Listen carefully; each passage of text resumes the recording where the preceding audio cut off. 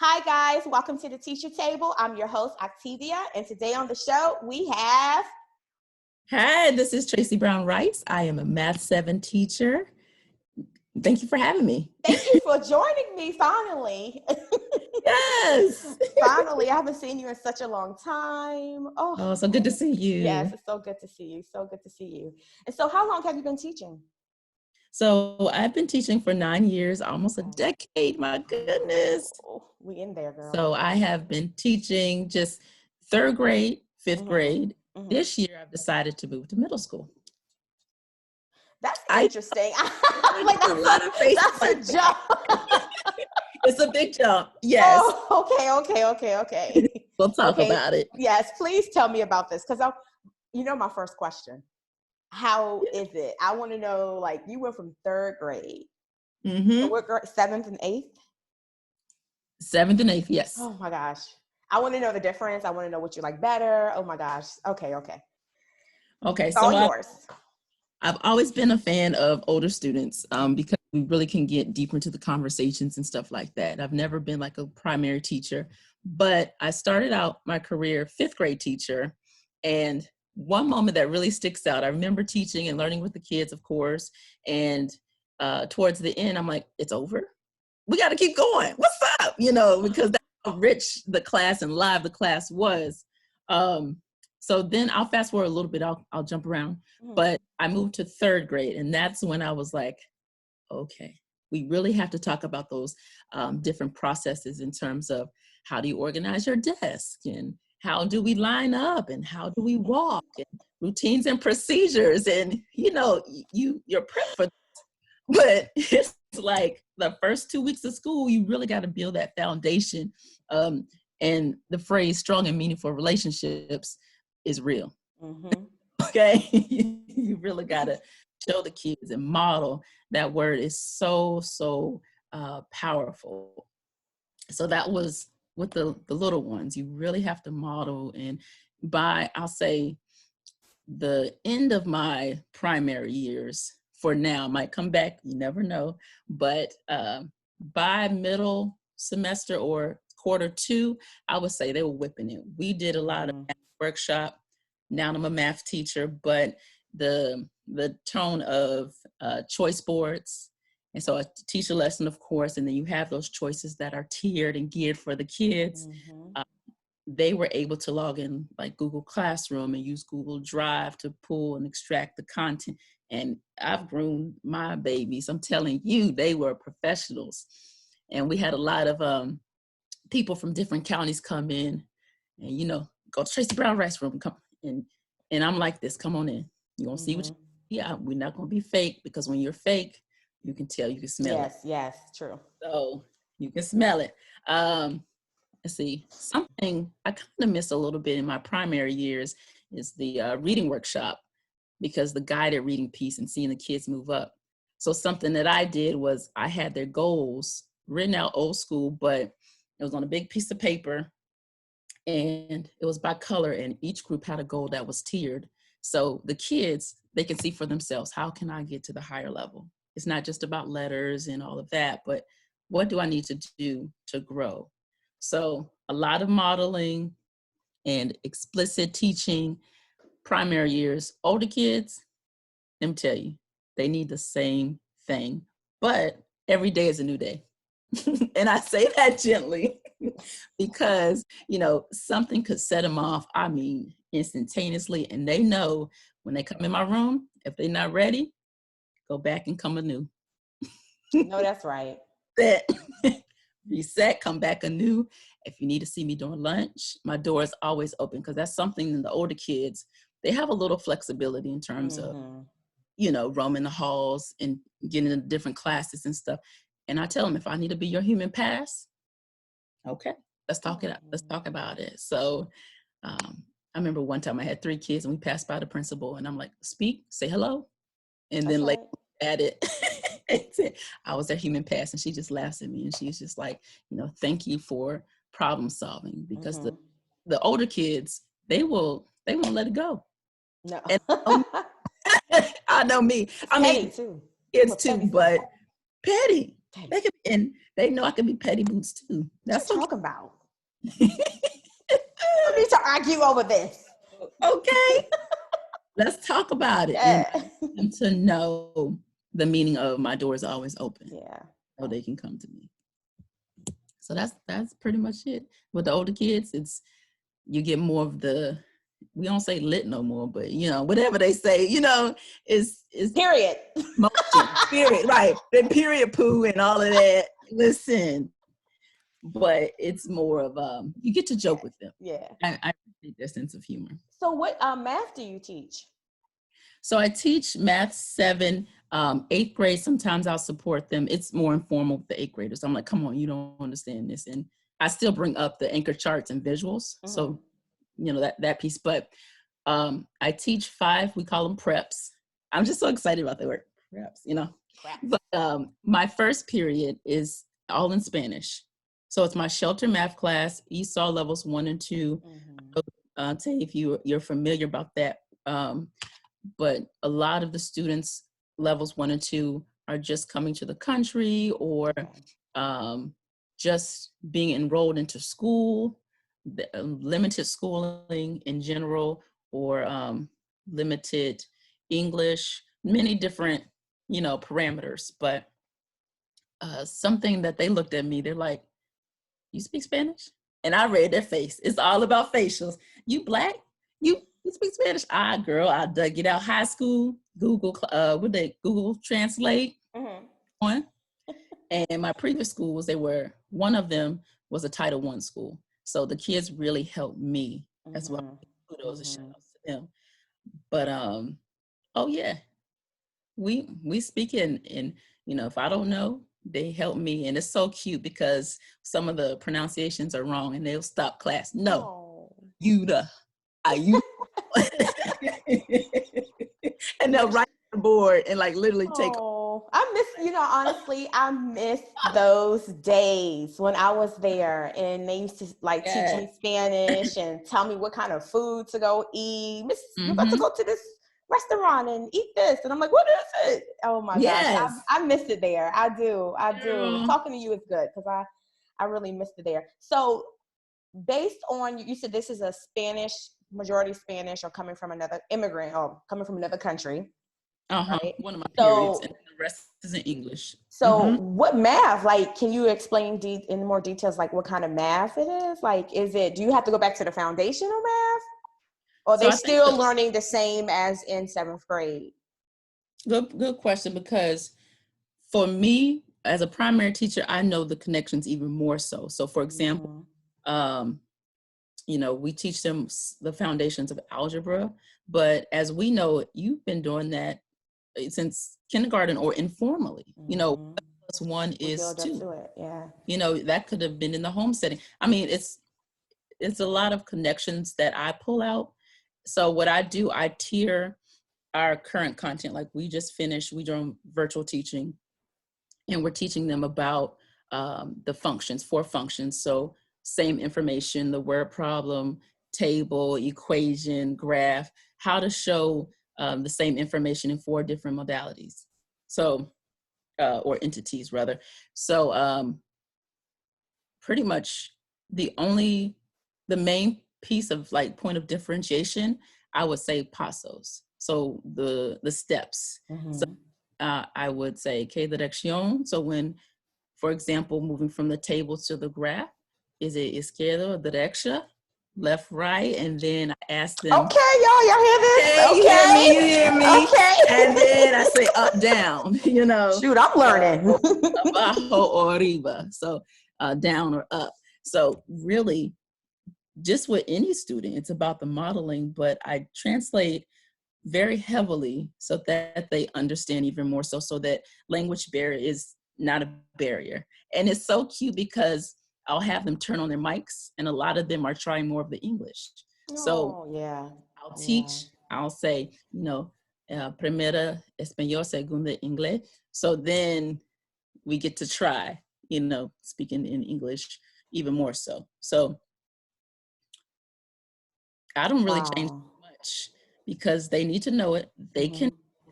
And it's funny because when I was giving this class, I could tell that the person in my position and previously, like the last 2 times, they had a difficult time, because when I came in, a lot of the neighboring teachers in my pod were astounded. They were like, wow, you built such good relationships with the kids.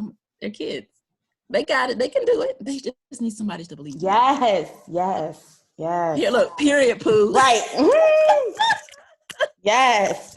They can do it. So I don't change too much of the math. And something that I made sure of once they were mastering the content in terms of, how I differentiated just a little bit. And I felt if they're ready for my co-taught class, which is second period with another teacher, of course, come on. I would recommend to the counselor, they're ready to go. Okay, so they didn't have to stay. They don't stay in the first period. They can merge or go to a. Mm-hmm. Okay. I learned that by being me advocating. I'm like, they can do it. So then I learned that at any time they can be recommended. So I'm like, cool. So I recommended 4, and all 4 were successful. Awesome. How many do you have in that class? My first period, I have 21. Second period, I believe it's 22. And now with them included.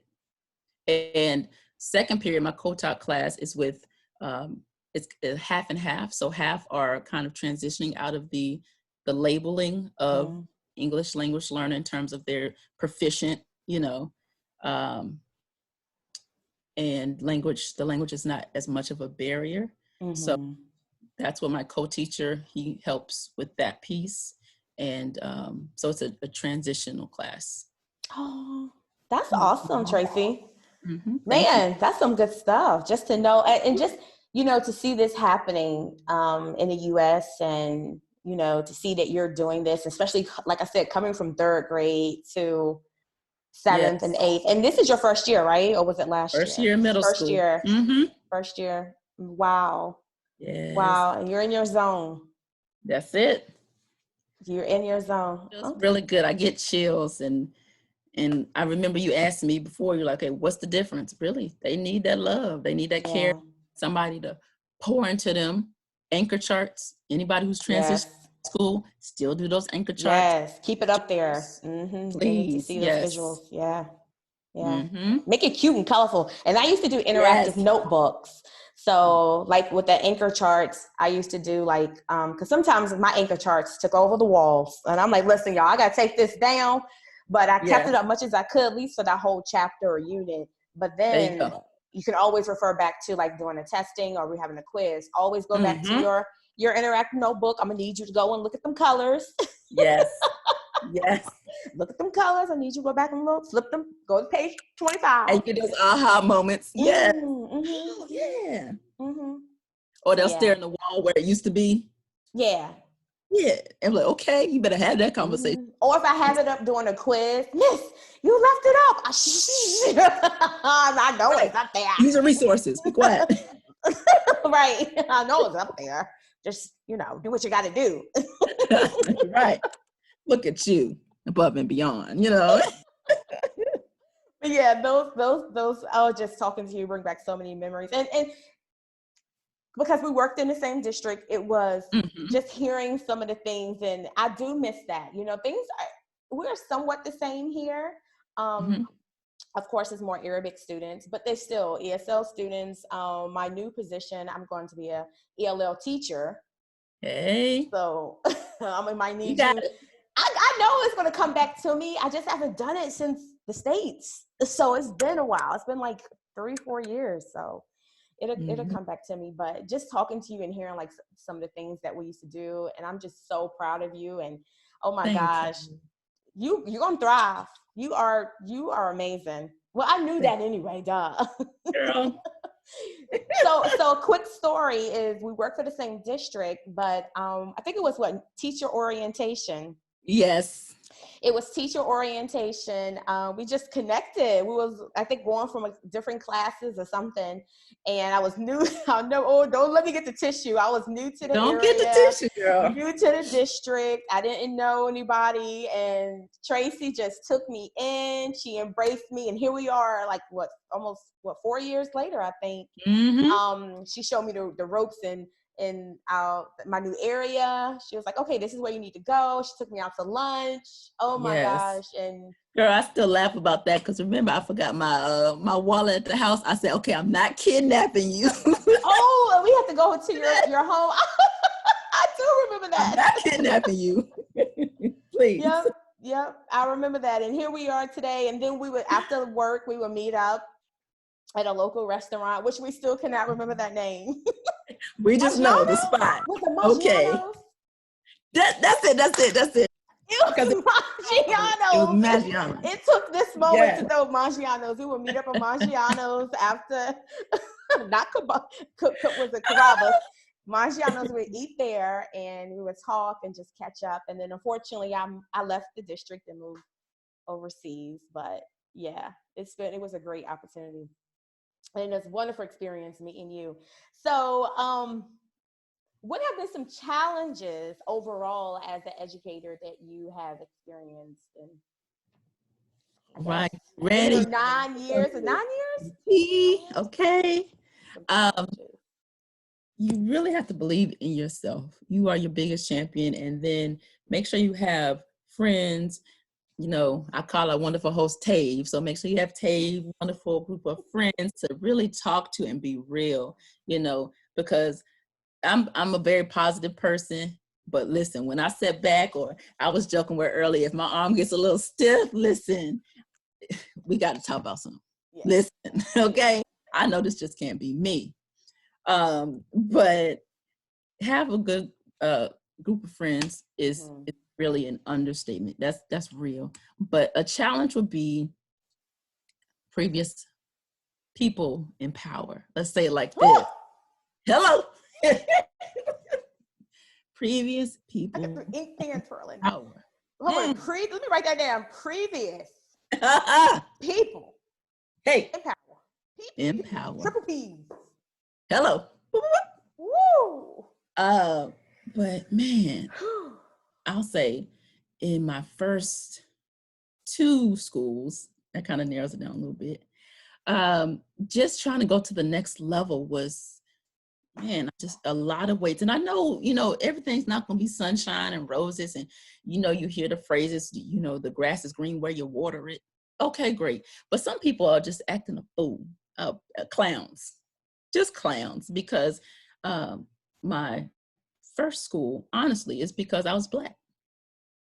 I was the only person representing in terms of diversity. And I'm not saying it's not necessarily a negative thing, but going back to that word modeling, I could tell they weren't used to flavor.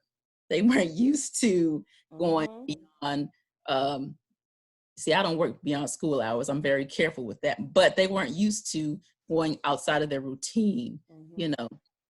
And, you know, during lunch, they want to talk about what they're going to do on the weekends and all of this and that. I'm like, I do grades because I'm not home because that bag going to front or by the car, you know. And that's when you got my, you know, door wasn't as open, I'll say it like that, because the kids were in the cafeteria. I would go visit the cafeteria, but I got some sacred time. So I used my sacred time.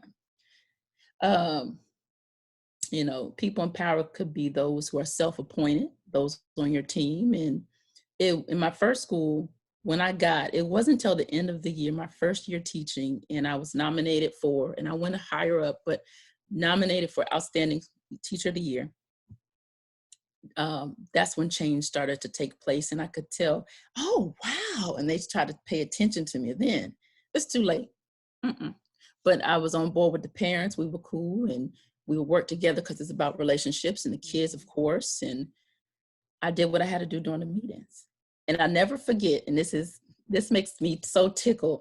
Remember, ain't nobody got time for that. Remember that? Sweet Brown. Listen, that's when she came out.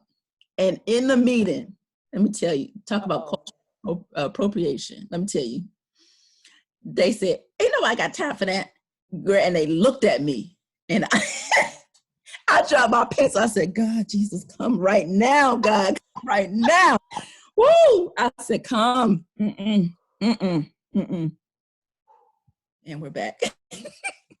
Because in the meetings, I wasn't worried about them because we would always go, we had a routine, of course, of testing and looking at scores and talking about agenda. So those things were tight. My bubble, that's when you had the little bubbles, was always at the top. You know, if not number one, I was number two or very close. And when they said that to me, I said, God, it's time to go. It's time to go.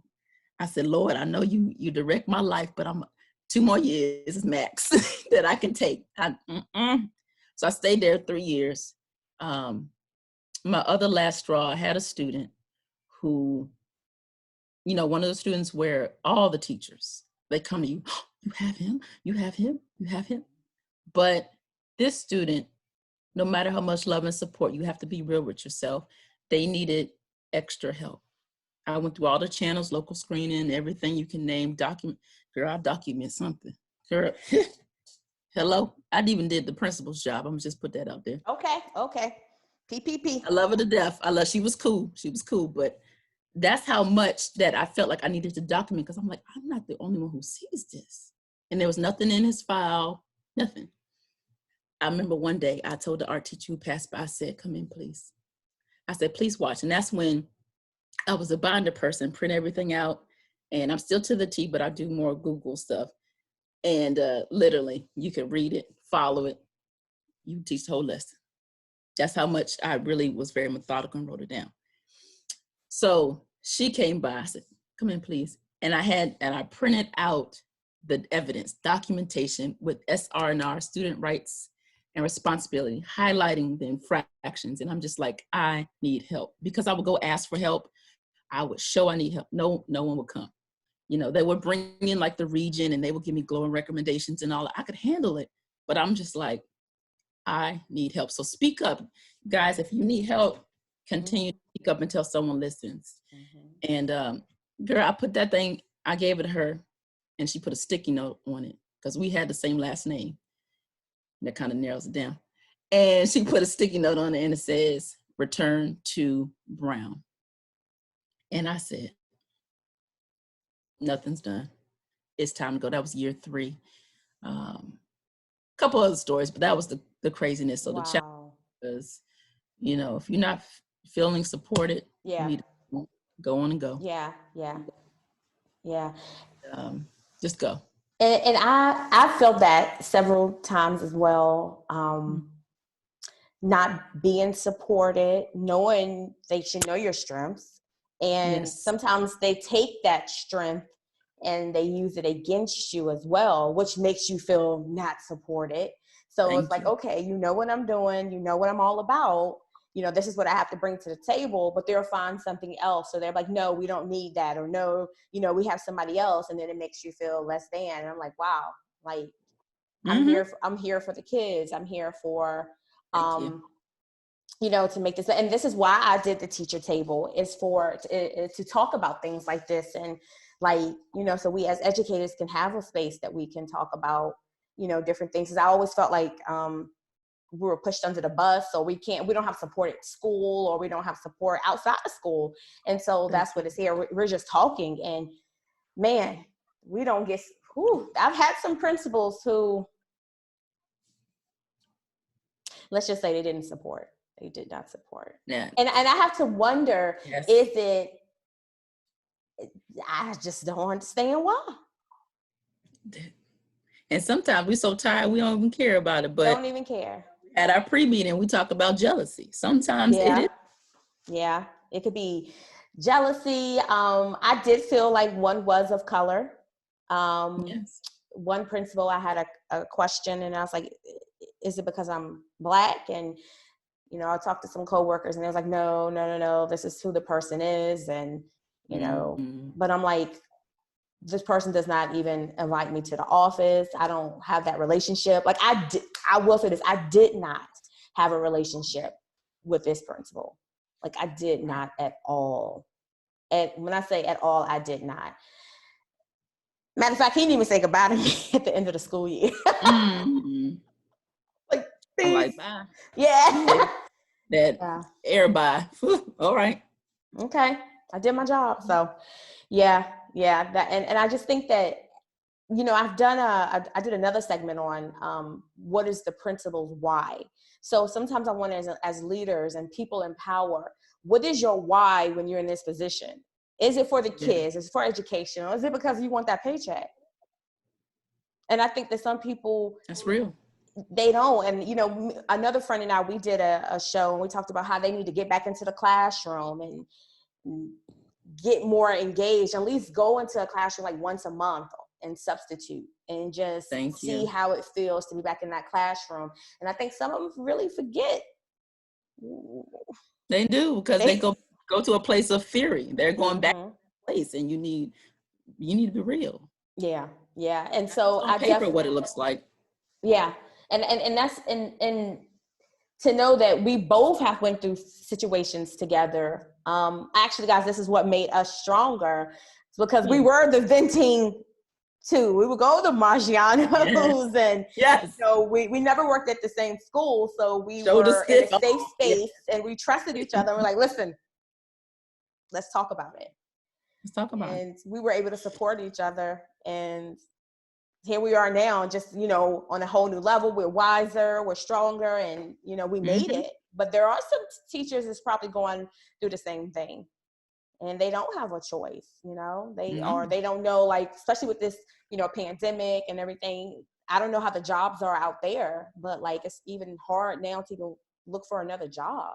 I don't know. So. Right. And unemployment's through the roof. I know a lot of people are trying to find their niche and going towards like Etsy and, making different things, trying to get another stream of income, which so has really increased. Or I know someone in the dentistry field who, they had to take a break, of course. So they went to their real estate side, and not everyone has, those streams of incomes, that they can flip back and forth in a sense, but unemployment is very high.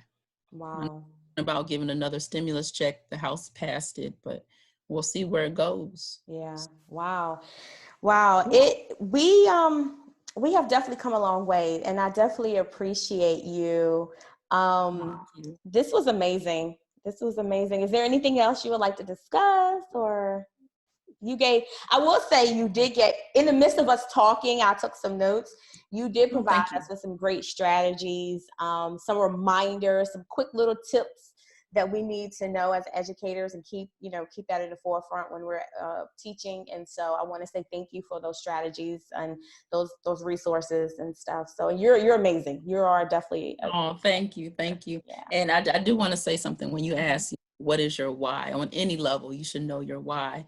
And I'll just share mine is building self-efficacy and trust. And just know, on any level, when you really tap into those entities, building self-efficacy and trust, the academics and the acceleration, the excellence will come. Another tip. Yes. You just gave another tip. Yes. This was Tracey, this was so much fun. This was awesome. Thank you. I enjoyed it. I hope that, you're rocking it out in math. Maybe we can do some virtual things later, but we'll talk about that later. But, congratulations on all your success. Thank you. Since I moved abroad, and I'm so proud of you, and I look forward to working with you or talking with you or doing this again. We can give some math strategies. You can give some little virtual math tips. I will give you math strategies, and soon there will be another level to discuss. So there will be a part 2. Oh, yes. All right, guys, this is the Teacher Table. Thank you, Miss Tracey Brown Rice, for joining us. Thank you for watching, guys. Have a great day. Please like, subscribe, and share, and comment on Miss Tracey. She did amazing. Thank you so much, guys. Have a good day. Bye. Bye.